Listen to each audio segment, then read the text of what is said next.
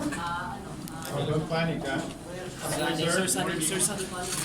No, camera mo.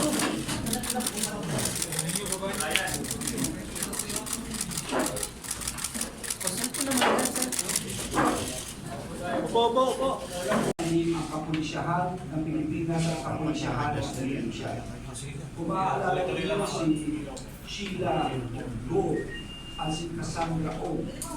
Yun din ay dahil sa pulis na memorandum of understanding na kung saan ang kapulisyahan ng Pilipinas at Atlante at ibang mga ikinalaman na kulitan sa kanyang bansa at magtutulungan.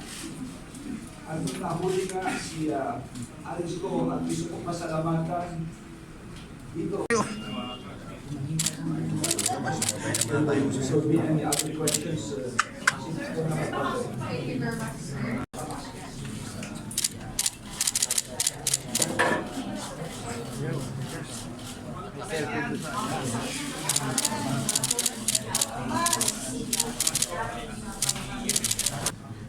Dahil po dito, siya ay pansamantala. Maski ngayong gabi lang, dito muna siya sa PNP.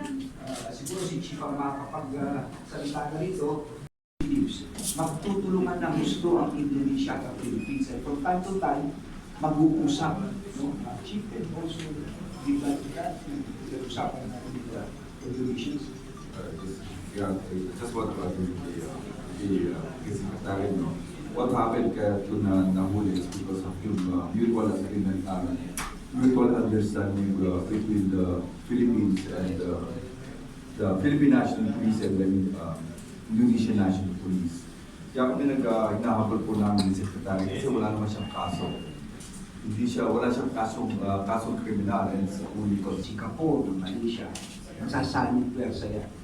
Kung anong nangyari dito ngayon sa Indonesia at Pilipinas, yan ang mangyayari sa lugar na ito. Talagang magtutulungan kung po ang napakasunod na.